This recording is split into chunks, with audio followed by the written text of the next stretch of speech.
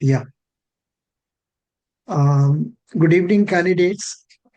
One of our candidates was asked about, say, NPA, then Recovery Under Surfacing Act, and also about IBC.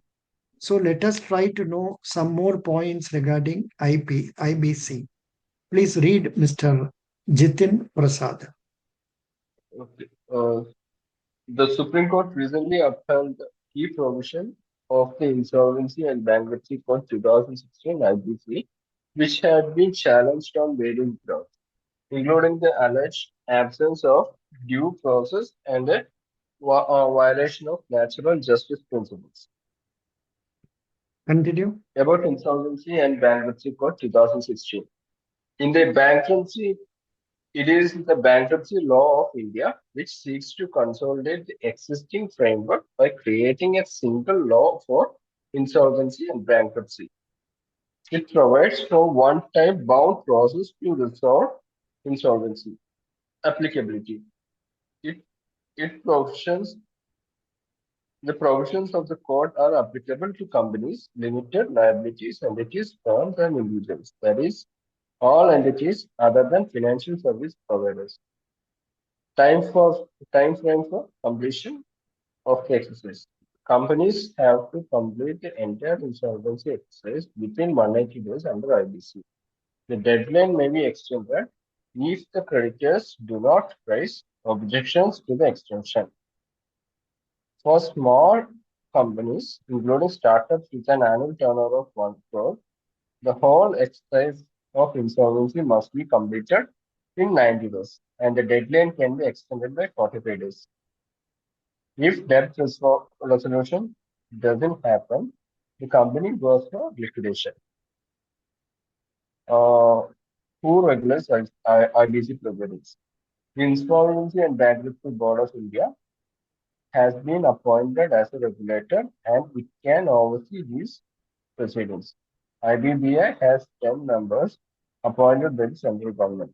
IBBI regulates insolvency professionals, agencies, insolvency professional agencies, and information utilities set up under the code, who facilitates the insolvency resolution. A licensed professional administer the resolution process, manage the assets of the debtor, and provide information for creditors to assist them in decision making.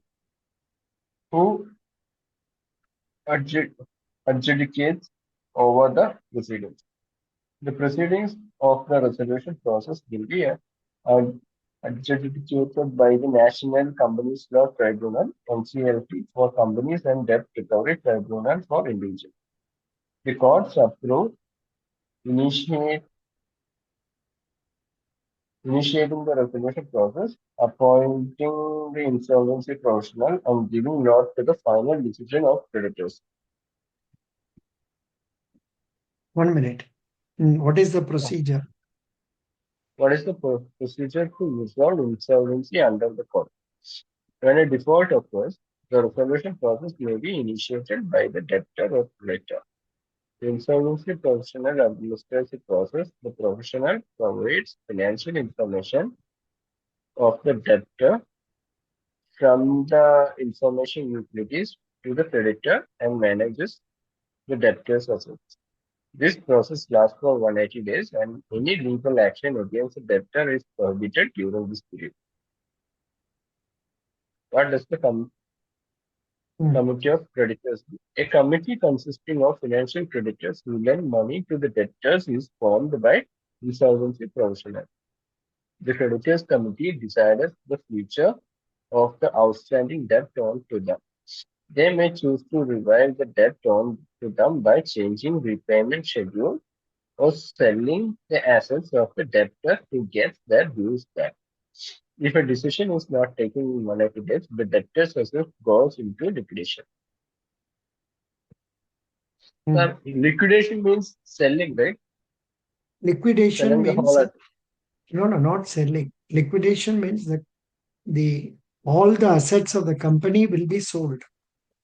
Yes, yes, that's what I mean. Yeah, Right now Adani is doing that, right? Adani yeah. is on a free of buying companies which are registered under IBC, I Acha, think. maybe he will be buying it, correct?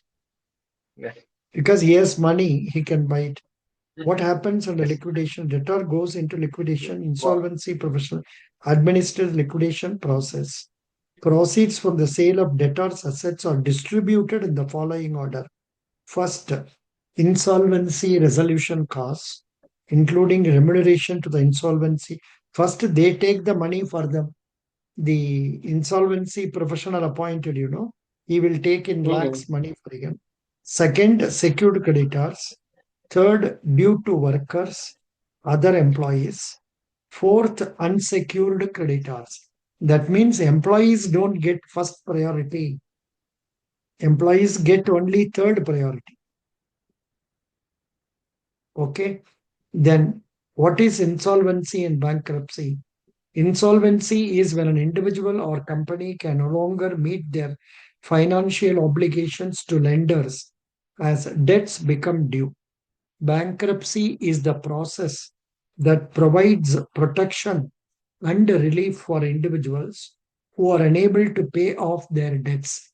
Insolvency is financial state, whereas bankruptcy is a legal declaration and process. That's all. So this much will do. Thank you so much, Jitin. No, thanks.